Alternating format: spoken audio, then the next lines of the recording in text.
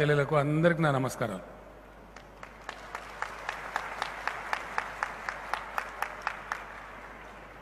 సప్పట్లు కొట్టుడు కాదు, పని చేయాలి.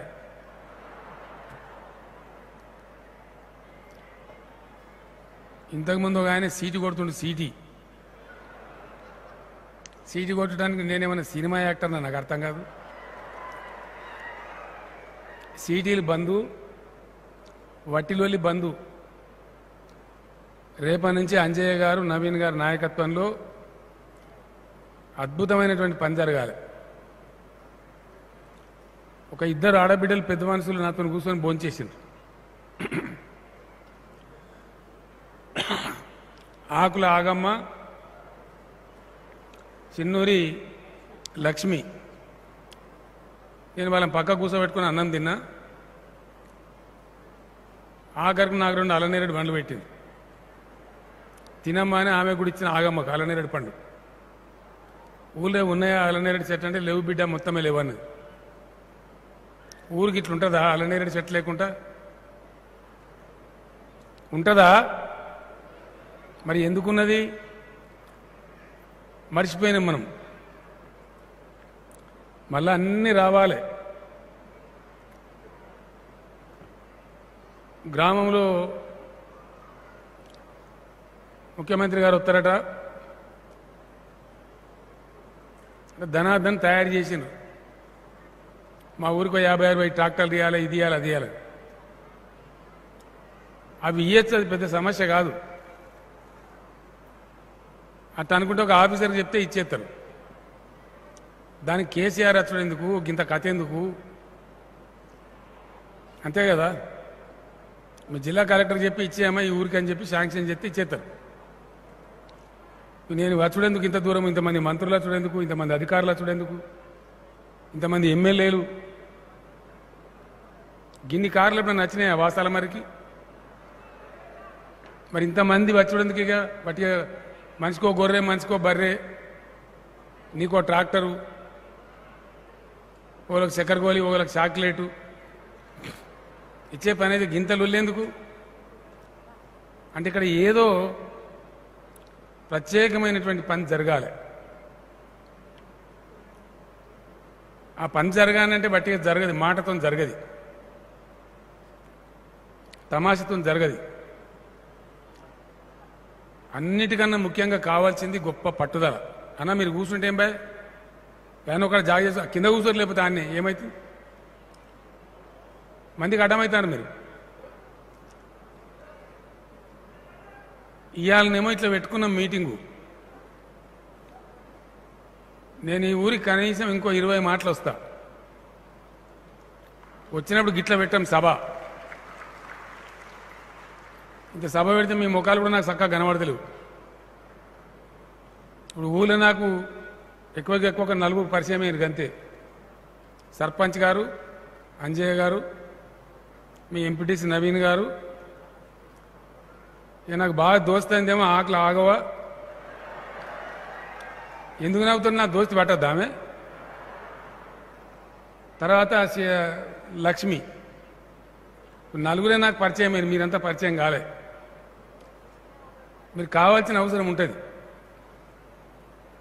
మనం చేసే పని మామూలు పని కాదు, ఇదొక మిషన్. అందరం పట్టుబడితే, అందరం అనుకుంటే ఈ వాసాల మర్రి ఒక ఏడాది గడిచే నాటికి బి వాసాల మర్రి కావాలి. బి అంటే ఏంది? బంగారు వాసాల మర్రి. మళ్ళా సప్పట్లు కొట్టుడేగా. అయితే బాగానే ఉంటుంది కదా? బాగానే ఉంటుందా? చేద్దామా అందరం కలిసి?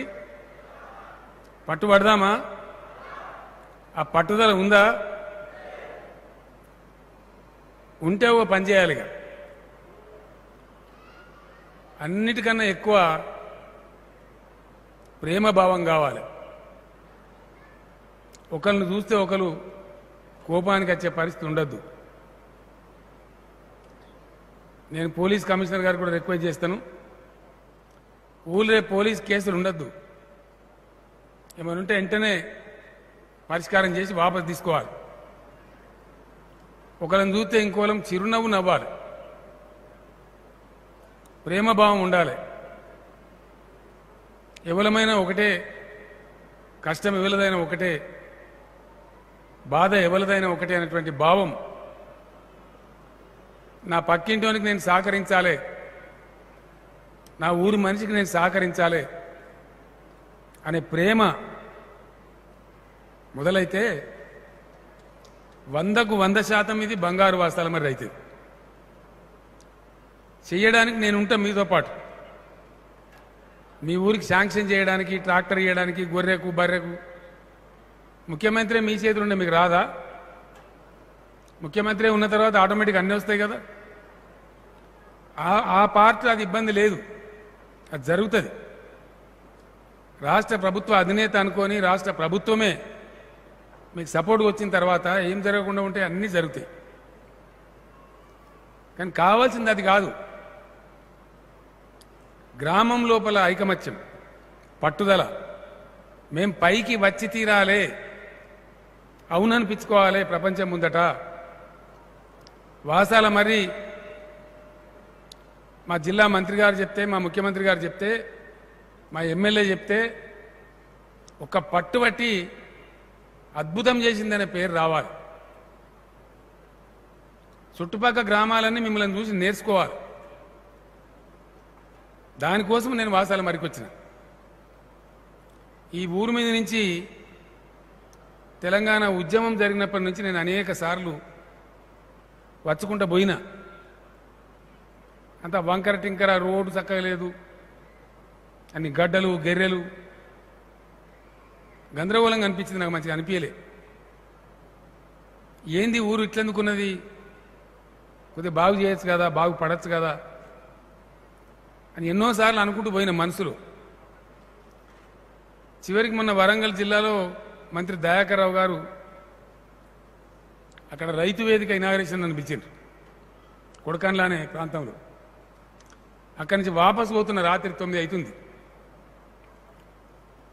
ఆ స్కూల్ కాడ చౌరస్తా మీద ఆగి ఒక 5-6 ఉండ్రి వాళ్ళతో మాట్లాడిన. మీ సర్పంచ్ గారు ఎవరు, మీ ఎంపీటీసీ గారు ఎవరు, మీ ఊరు గిట్లెందుకున్నది, ఇక గట్టే ఉన్నాం సార్ అని చెప్పారు వాళ్ళు. తర్వాత ఈ ఊరిని బాగు చేద్దాం, మంచిగా చేద్దాం, మీరందరూ సిద్ధంగా ఉంటారంటే ఉంటామన్నారు. తెల్లారికి ఈయన దగ్గరనే నా పొలం ఉంటుంది, అక్కడికి రమ్మని చెప్పిన. ఎమ్మెల్యే గారు ఆ రోజు లేకుండ్రి, సర్పంచ్ గారు, గ్రామ పెద్దలు ఒక 40 మందిని తీసుకుని వచ్చి నాది కూర్చుండి అన్ని విషయాలు మాట్లాడినాం. ఒక పట్టుబడదాం, వాసాల మరి పని చేద్దాం అందరం కలిసి అని చెప్పినాం.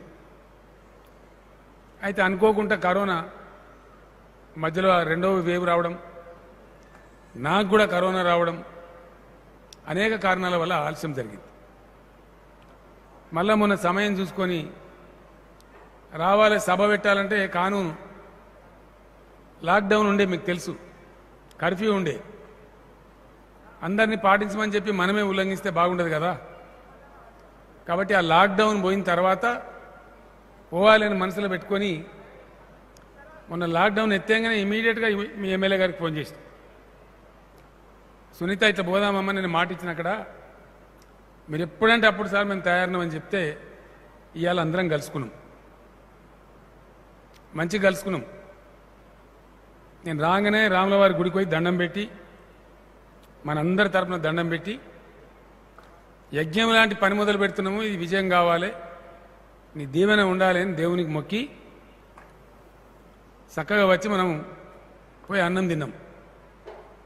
ఒక మాట చెప్పాలి, అన్నం తిన్నారా అందరూ? అమ్మ మీరు వినబడతలేదు, తిన్నరా?